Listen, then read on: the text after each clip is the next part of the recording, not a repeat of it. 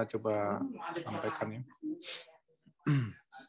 Ya, pertemuan kelima kita akan membahas terkait dengan abstrak ya kemarin ya, abstrak. Kerangka bahasan yang akan kita coba bahas untuk pertemuan yang kelima itu adalah pengantar, kemudian isi abstrak sendiri ya. Jadi isi abstrak itu harus menjelaskan atau menjawab terkait dengan 4 pertanyaan. Apa, mengapa, bagaimana, dan hasil utamanya apa gitu ya. Jadi apa, mengapa, bagaimana, dan hasil utama. Nah, sedikit banyak kemarin di pertemuan 4 sebetulnya sudah dibahas terkait pendahuluan abstrak ini, dan nanti untuk kali ini kita akan coba lebih detail lagi terkait dengan contoh ya, contoh kasus langsung ya seperti ini. Kemudian dijelaskan juga terkait dengan kata kunci ya, kata kunci di pertemuan keempat juga sudah pernah dijelaskan terkait dengan kata kunci ini ya. Jadi kata kunci, kemudian abstrak, kemudian judul itu memang saling terkait ya antara 3 hal itu ya. Terus kemudian contoh dari abstraknya ya, seperti apa. Nah, terkait dengan pengertian ya, abstrak itu apa? Abstrak itu adalah ringkasan dari tulisan, kemudian abstrak itu singkat ya, singkat, singkat atau menengah ya. Mungkin ya kalau 200 kata menurut saya menengah ya. Jadi abstrak itu singkat dan panjang abstraknya itu biasanya sekitar 200 kata. Nanti kalau misalnya kita bikin di Word itu bisa langsung keukur ya, kira-kira berapa kata yang kita buat gitu ya. Tapi nanti juga ada extended abstrak juga ada ya. Itu plus minus sekitar kalau tidak salah 500 kata ya, seperti itu. Kemudian biasanya terdiri dari satu paragraf saja. Ya. Biasanya terdiri dari satu paragraf saja. Kalau Anda perhatikan di semua jurnal itu abstrak itu memang terdiri hanya satu paragraf saja. Ya, paragraf saja. Kemudian ya ini untuk merah ini sebetulnya untuk latihan. Jadi kalau Anda perhatikan di petunjuk yang di jurnal informatika itu biasanya memang dibagi-bagi ya, dibagi-bagi menjadi 4 paragraf atau subbagian. Nah, 4 paragraf tadi menjelaskan terkait dengan tadi ya, apa, mengapa, bagaimana, dan hasil utama ya. Jadi paragraf pertama itu apa, paragraf kedua itu mengapa gitu, terus kemudian berikutnya adalah bagaimana, kemudian yang terakhir adalah terkait dengan hasil utamanya apa ya. Jadi makanya di sini setiap subbagian bisa diberi judul ya, tapi untuk membantu aja itu. Tapi kalau misalkan teknisnya nanti sebisanya terdiri dari satu paragraf saja ya. Itu ciri dari abstrak itu seperti itu. Kemudian abstrak itu berupa narasi ya. Narasi tidak merupakan simbol, kemudian istilah-istilah teknis ya. Misalkan kita singkat ya, minsub. Minsub itu sebetulnya singkatan dari minimal support ya, minimal support. Nah, biasanya untuk menyatakan nilai support minimal. Jadi nggak boleh disingkat ya. Minsub itu nggak boleh. Harus diutarakan bahwa itu adalah nilai support minimal. Jadi tidak ada simbol-simbol singkatan dan sebagainya. Bisa mungkin ya seperti itu. Kemudian contoh yang lain yang ini mungkin kurang baik dengan adanya penggunaan simbol N dan T. Misalkan kita jelaskan query dan dokumen dianggap sebagai vektor-vektor pada ruang dimensi N. Pada ruang N dimensi, di mana T adalah jumlah dari seluruh term yang ada dalam leksikon. Jadi ini kan ada kata-kata N dan T ya. Ini sebisa mungkin seperti itu nggak usah dijelaskan ya. Dijelaskan artinya maksud saya biasanya dijelaskan lebih lanjut di introduction atau bab lain ya. Jadi artinya ya sedemikian rupa dibuat ya supaya tidak muncul ya simbol-simbol N dan T itu. N menyatakan dimensi berapa, sedangkan T itu adalah jumlah dari seluruh term yang ada di leksikon. Itu tidak disarankan atau sangat disarankan untuk tidak muncul seperti ini. Kalau muncul berarti Anda dinilai kurang baik. Dan biasanya kalau kurang baik ya kalau misalkan Anda submit di jurnal langsung di-reject ya. Jadi hati-hati terkait dengan ini. Sepele tapi cukup patut kita perhatikan seperti itu. Kemudian biasanya tidak ada sitasi. Jadi abstrak itu tidak ada sitasi. Jadi kalau Anda nulis kalau bisa Anda baca dulu gitu ya, terus kemudian secara garis umumnya seperti apa ya, seperti itu abstrak itu seperti itu. Jangan sampai Anda bikin citasi misalkan bla bla bla satu apa itu gitu, citasinya misalkan jurnal apa dan sebagainya tidak diperbolehkan. Tidak ada citasi dalam abstrak. Jadi merupakan memang simpulan-simpulan ya, simpulan-simpulan terkait dengan apa yang Anda akan lakukan gitu ya. Dan itu benar-benar dari ide Anda ya. Bahasanya harus dari ide Anda ya. Seperti itu. Kalau misalkan dari yang lain itu tidak diperbolehkan. Jadi memang bahasa Anda, karena Anda yang melakukan penelitian, pastinya dalam menulis abstrak, pastinya Anda lebih paham abstraknya seperti apa. Kadang-kadang memang dituliskan di bagian akhir. Jadi sudah Anda selesaikan, terus kemudian Anda tulis ya abstraknya itu ya. Misalkan seperti itu. Atau misalkan nggak apa-apa itu tulis awal, tapi nanti begitu selesai penelitian itu kita coba baca lagi, sesuai nggak sesuai kita harus betulkan dulu ya, seperti itu. Kemudian isi abstrak itu apa ya? Abstrak itu berisi dari jawaban di atas ya. Apa, kemudian mengapa. Jadi apa itu maksudnya apa yang Anda lakukan di situ ya? Problemnya apa? Problemnya apa? Terus kenapa Anda angkat? Ya, kenapa Anda angkat? Terus bagaimana menyelesaikannya? Ya, pastinya kan metode ya. Terus kemudian apa atau bagaimana hasil utamanya? Hasil utama ini menurut saya terkait dengan ini ya. Kalau misalkan Anda melakukan sebut saja penelitian, artinya sebut saja proposal gitu kan, biasanya kita suruh dibikin abstrak juga ya. Itu basicnya adalah paper-paper yang Anda baca gitu. Kalau Anda misalkan baca, kemudian ada hasil akurasi, misalkan sebut saja misalkan analisis sentimen untuk produk e-commerce misalkan gitu ya. Terus kemudian penelitian-penelitian yang ada itu akurasinya sebut saja 80%.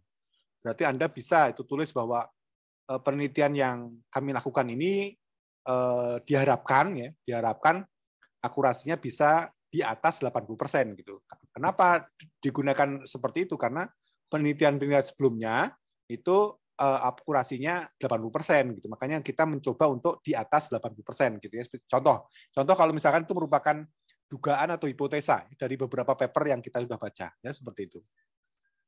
Apa ya? Nah, kita dijelaskan ya, apa lebih lengkapnya adalah apa permasalahan pada topik. Apa yang Anda masalahkan ya? Kenapa Anda lakukan penelitian itu ya? Masalahnya apa gitu ya? Dijelaskan di situ ya. Di sini Anda disuruh menjelaskan juga latar belakang permasalahan topik. Nah, sebaiknya tulisannya juga ada apa masukan apa saja yang dibutuhkan dan keluaran yang dihasilkan secara sangat singkat. Jadi mungkin satu kata, dua kata, satu kalimat, dua kalimat lah. Tidak harus panjang banget karena tadi kan terbatas oleh 200 kata tadi kan ya.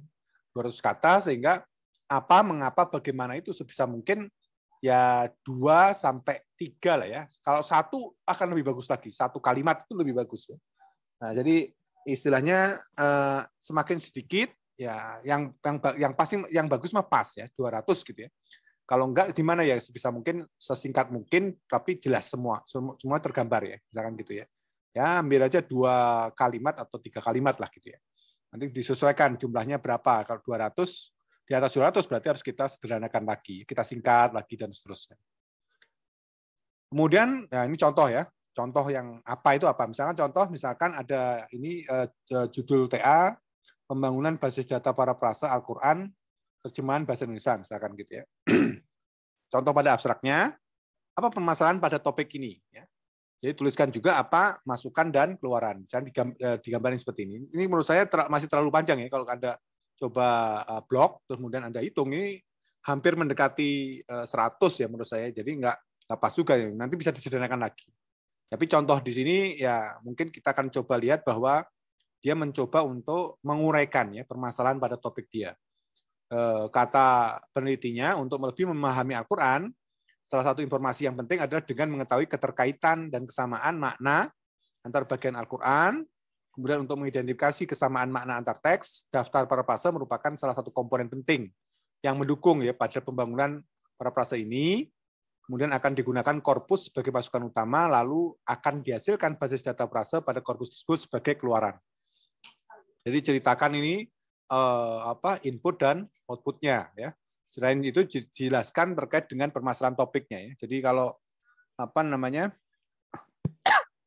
Anda kira-kira kalau Anda baca ini kira-kira mana yang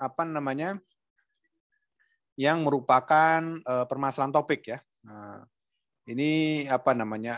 Ini ya, masalahnya itu ini untuk mengetahui keterkaitan kesamaan makna antar ini ya. Seperti ini. Kemudian masukannya apa? Ya, pada pembangunan pasal ini digunakan korpus sebagai masukan utama, disebutkan ya di sini. Kemudian korpus tersebut sebagai keluaran, ya. Basis data para prasanya sebagai keluaran, disebutin di sini ya. Ini kalau misalkan kita mengacu pada ini ya. Permasalahannya juga salah satunya juga ini dua ini adalah permasalahan ya. Jadi untuk mengidentifikasi ini kesamaan makna ya, kesamaan. Oh, tapi sebetulnya sudah dijelaskan di atas ya masalah kesamaan makna tadi ya. Tapi sebetulnya kalau boleh ini menurut saya yang paragraf yang kedua ini bisa dicoret sebetulnya. Tapi ya kalau misalkan dihitung-hitung masih cukup ya 200 kata dengan digabungkan dengan yang lain, menurut saya no problem juga dimasukkan. Tapi ini sebagai apa ya? Cara gitu ya mungkin untuk meredusnya atau mungkin coba digabungkan, bisa nggak digabungkan gitu ya sedikit ya seperti itu. Oke. Itu terkait dengan apa namanya? Contoh pertama ya. Kemudian berikutnya adalah mengapa. Mengapa, lebih lengkapnya adalah mengapa topik tadi menarik atau penting dan bermanfaat untuk kita teliti. Ya.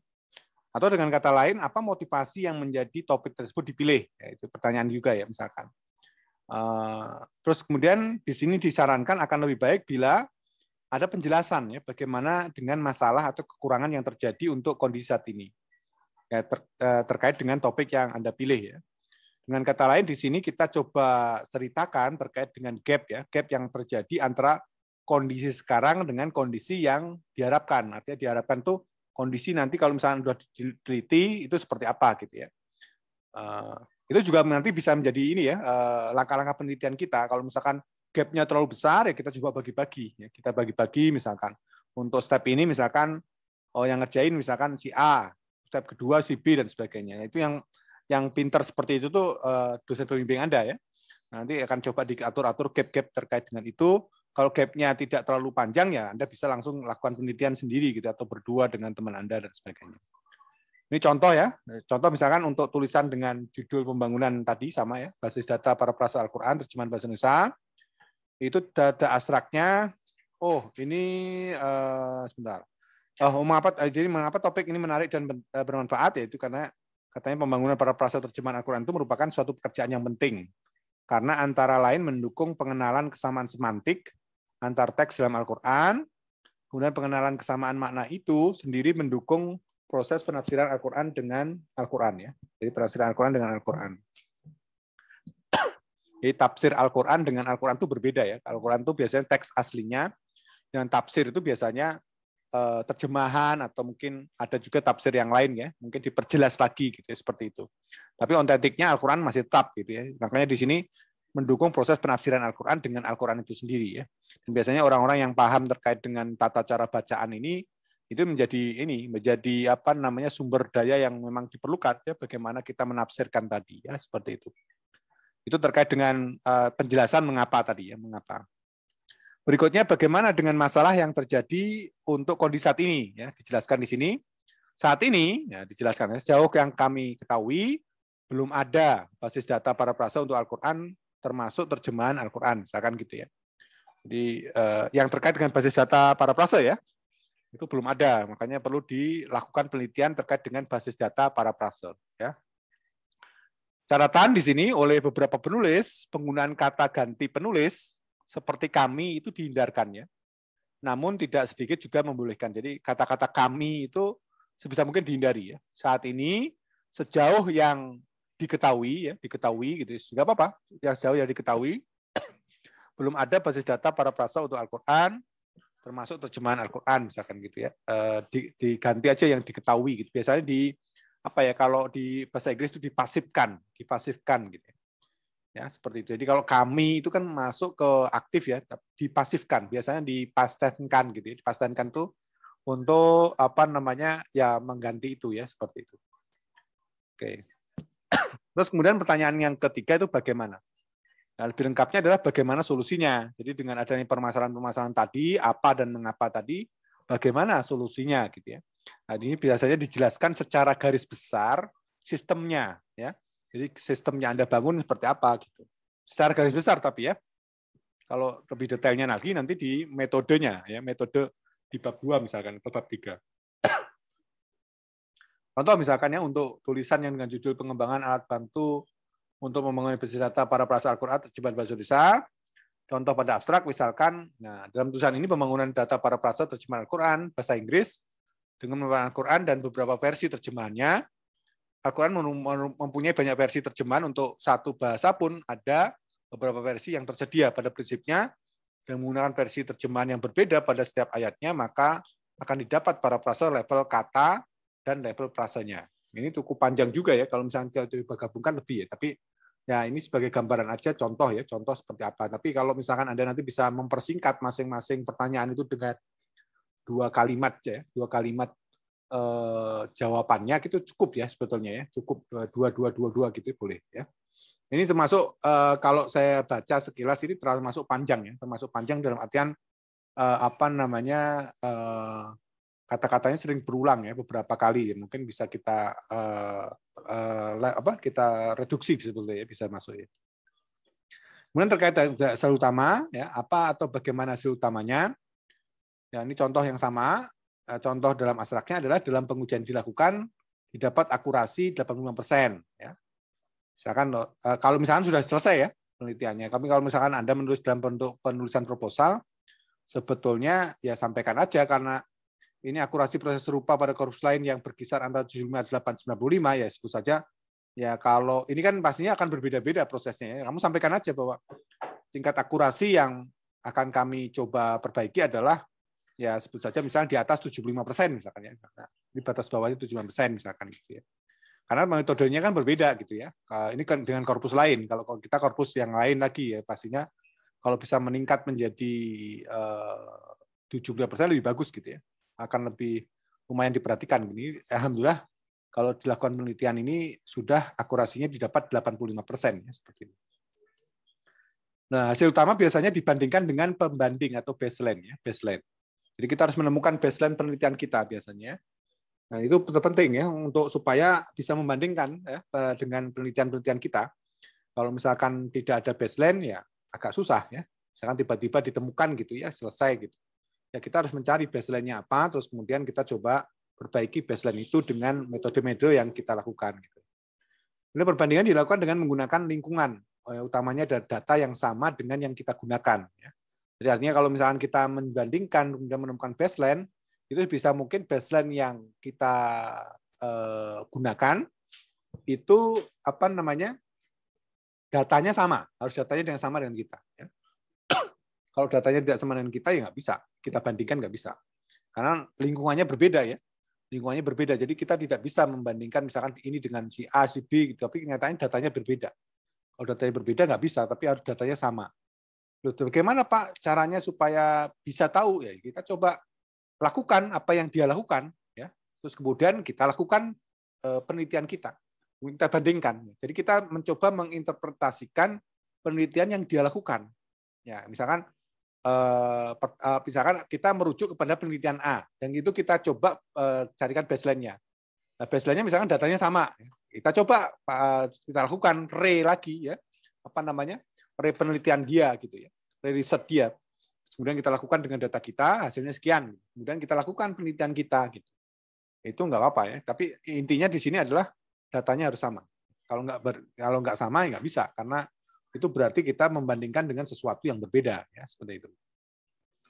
Nah, namun untuk kondisi di mana sulit dijumpai perbandingan yang sama seperti itu, ya seperti misalkan pada contoh kasus pada slide sebelumnya. Perbandingannya bisa dengan lingkungan yang tidak sama persis. Tidak sama persis itu artinya ya sedikit sekali gitu perbedaannya ya. Jadi jangan sampai benar-benar berbeda ya. Kalau benar-benar berbeda nggak bisa dibandingkan. Artinya misalkan sebut saja kita mengambil contoh misalkan apa ya tanaman misalkan ya. Tanaman ini subur di Eropa misalkan. Terus kemudian kita coba lakukan di Indonesia. Kita coba bandingkan pertumbuhannya di sana ya enggak. Kita coba tanaman itu kita bawa ke sini, terus kemudian kita mencoba menemukan varian baru ya terkait itu misalkan ya. Nah, itu baru kita bandingkan, boleh. Tapi intinya tanaman Eropa tadi harus dibawa ke sini untuk kita lakukan juga gitu. Perlakuan yang sama misalnya dengan aturan suhu, terus kemudian asupan mineral atau apapun ya, pupuk dan sebagainya yang sama, terus kemudian baru kita coba bandingkan dengan apa yang kita lakukan di sini gitu ya. Seperti jadi kita coba bikin miniatur yang sama, minimal sama persis dengan yang di sana, terus kemudian kita coba bandingkan ya, seperti itu. Ini memang harus benar-benar di sini mengandung arti bahwa tidak boleh berbeda sama sekali ya. Ini nggak boleh ya, lingkungan ini artinya tidak sama persis, itu artinya ya ada beberapa kendala mungkin yang bisa kita kita maklumi gitu, tapi ada sesuatu yang memang utamanya harus dipenuhi ya, seperti itu. Ini yang tahu secara garis besar biasanya pembimbing Anda, dan juga mungkin sebut saja nanti kalau misalkan Anda diuji gitu ya, itu biasanya dengan pengujinya juga ya, seperti itu. Oke, itu terkait dengan hasil utama. Kemudian berikutnya lagi, hasil utama sebagaimana dituliskan pada abstrak akan ditulis juga ya pada awal bagian hasil pengujiannya dan juga pada kesimpulan. Pada awal bagian hasil pengujian dan juga pada kesimpulan ditulis lagi. Ya. Seperti itu. Kemudian terkait dengan kata kunci, pada beberapa tulisan perlu dituliskan kata kunci. Ya. Nah, kata-kata kunci merupakan kata-kata yang menjelaskan isi tulisan. Ya. Isi tulisan yang biasanya bisa diambil dari kata-kata atau istilah penting dalam judul dan kata-kata penting dalam abstraknya. Kira-kira apa?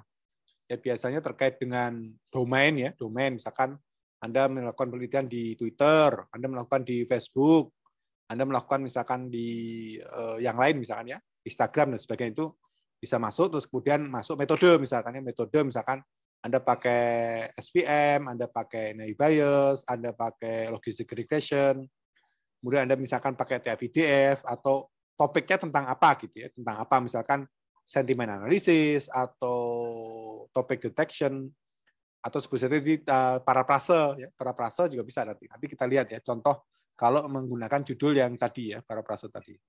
Nah, jumlah kata kunci biasanya sekitar 5 buah ya, 5 buah. Nah, pada TA di FIF kata kunci maksimal 6 buah ya, 6 buah. Tapi biasanya kalau di standar-standar jurnal yang standar itu 5 buah, hanya 5 buah. Nah, kata kunci sebaiknya ditulis dengan huruf kecil semua, ya, kecuali singkatan. Kecuali singkatan. Nah, contoh-contoh abstrak, misalkan ini contoh terkait dengan ini judulnya ya, learning to abstract attribute value for product ya, via QA ya, multi-text approach ya, misalkan gitu ya. Di sini Anda bisa lihat apanya yang tanda biru, kemudian mengapanya itu yang tanda ini. Tapi ini sebetulnya kalau kita lihat lebih dari 200 ya. Jadi sebetulnya bisa kita minimalisir lagi ya. Biasanya memang ini sih standarnya itu 200 sampai 500 sih ya. 200 sampai 500, tapi kalau misalnya Anda bisa meringkasnya menjadi 200, menurut saya bagus juga Anda ya. Kita coba lihat ya. Di situ contoh-contohnya ya. Anda coba nanti bisa dibandingkan ya terkait dengan ininya, apa, mengapa, bagaimana, dan hasil utamanya. Kemudian kalau di sini dikatakan di sini apa ya? Kita set the result demonstrasi bahwa pendekatan yang diusulkan itu apa namanya? Outperformance ya, terkait itu ya. Ini juga nggak apa-apa sebetulnya, judul seperti ini juga hasil utama yang seperti ini boleh. Kalau misalkan bisa didapatkan terkait dengan hasilnya berapa, lebih bagus lagi. Tapi dengan mengatakan bahwa pendekatan kita tuh lebih baik, ya nggak masalah ya. Kita tampilkan juga, no problem. Ya, itu terkait dengan pertanyaan apa, mengapa, bagaimana, dan hasil utama. Kemudian contoh yang pertama judulnya, ini ya, dicoba di ini kupas ya. Yang tadi ya, disebutkan apa itu topik dan taksnya ya, yaitu atribut value extraction dengan menyebutkan outputnya yaitu nilai dari atribut yang atribut interestnya ya, dan inputnya adalah product information ya. Di sini disampaikan, ada nggak di sini ya? Oh, ini ada nih, atribut of interest ya, from product information ya, disampaikan di sini ya. Jadi di sini disampaikan outputnya adalah ini nilai dari atribut interestnya, dan juga inputnya itu merupakan product information. Kemudian terkait dengan mengapa dibagi 2 hal ya, banyak pemakaiannya. Jadi dijelaskan mengapa ini dilakukan karena banyak yang pemakaiannya. Kemudian disampaikan juga kondisi sekarang ada kelemahan, ya, gap-nya apa. Ya, itu coba ditutupi nanti dalam penelitian kita. Nanti penting juga untuk kelanjutan, misalkan riset terkait dan sebagainya, Anda harus bisa dapatkan ya, kira-kira gap-gap antara yang Anda bangun dengan apa yang ada, itu perlu kita teliti, ya, seperti itu. Kemudian terkait dengan bagaimana juga ya, ini mengapa, terus bagaimana. Nah, biasanya diawali dengan kata-kata yang menunjukkan kontribusi penulis ya. Misalkan dengan kata-kata we propose ya. Kami mengusulkan misalkan. Ini apalagi disampaikan novel ya, novel approach ya. Novelty itu kebaruan, pendekatan kebaruan untuk atribut nilai ekstraksi dari QA ya. Question answering ya. Misalkan gitu ya. Menggunakan dengan multitask ya, framework misalkan gitu ya, disampaikan di sini. Ya, framework disampaikan di sini. Nah, itu bagaimana ya, biasanya disampaikan dengan ini. Nah, biasanya nanti ini dicoba diperjelas lagi di introduction. Jadi apa keunggulan penelitian Anda dibanding dengan yang lain. Ya, Anda sudah melakukan perbaikan di sisi mana, itu penting juga disampaikan. Ya. Kemudian berikutnya terkait dengan hasil utamanya. Ya, dijelaskan di sini jenis data setnya secara umum. Kemudian satu kalimat menjelaskan hasil secara kualitatif dibandingkan dengan metode-metode yang ada. Jadi ini kata-kata outperformance itu juga salah satu kata-kata yang memang menampilkan ya terkait dengan hasil yang kita dapatkan. Ya. No problem ya, sampaikan aja. Ya. Kalau misalkan ada nilainya langsung, itu boleh juga disampaikan. Ya. Sampaikan yang terbaik mana dari metode-metode yang kita gunakan dan sebagainya itu boleh. Tapi dengan kata-kata ini juga cukup ya seperti itu. Kemudian contoh yang kedua ini adalah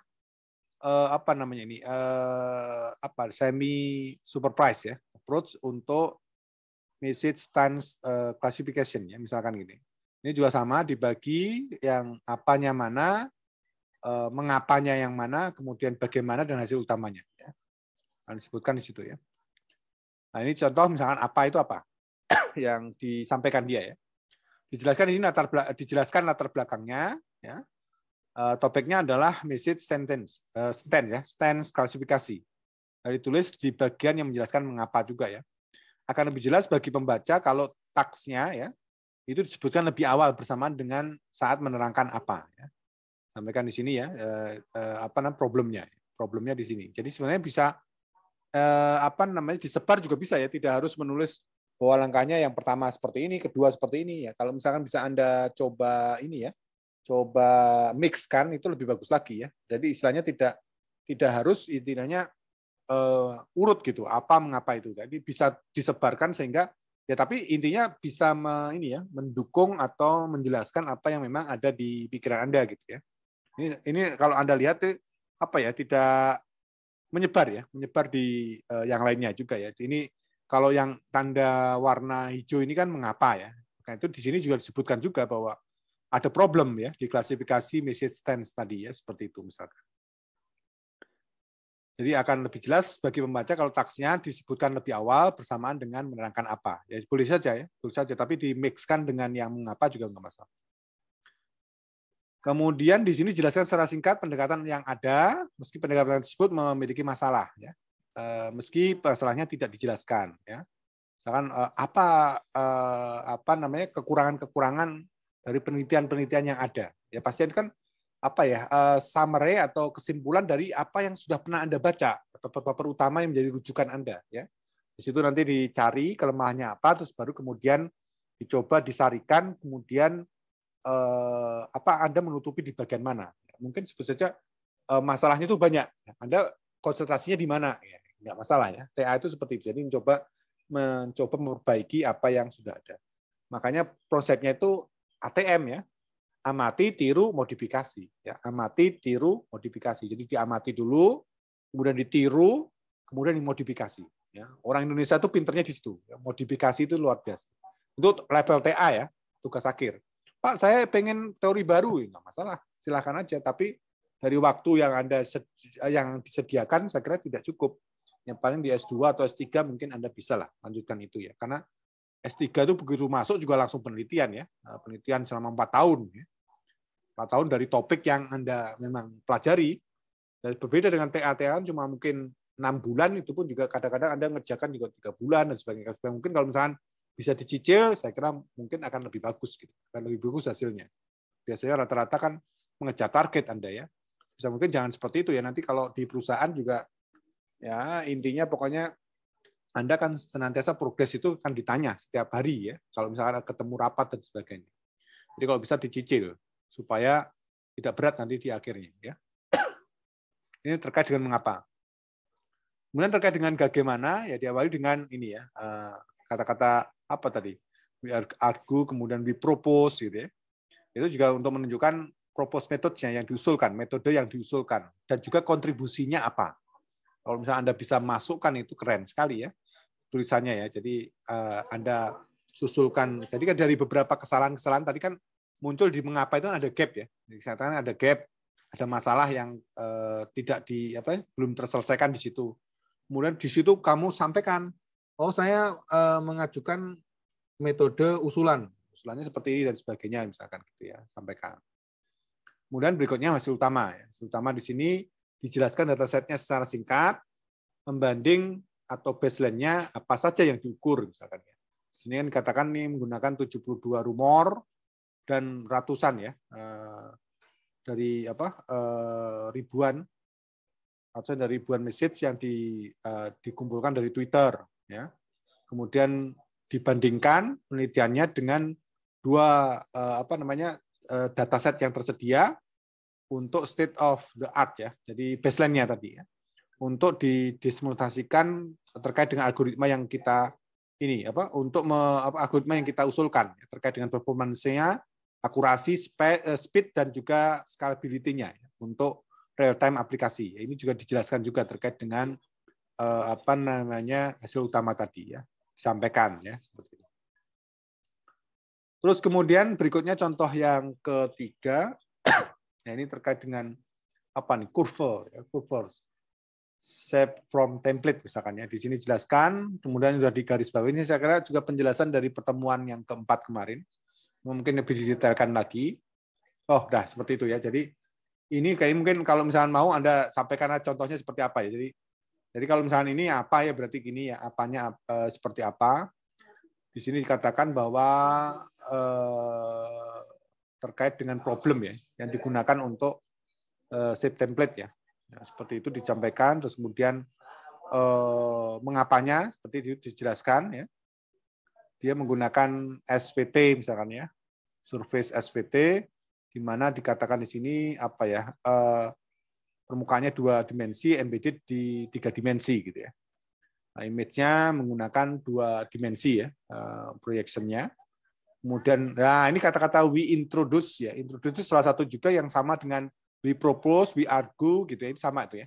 Jadi kami memperkenalkan, kami mencoba menampilkan terkait dengan propose method atau kami propose gitu. Misalkan kami usulkan apa gitu ya. Itu sampaikan juga semua ya di situ.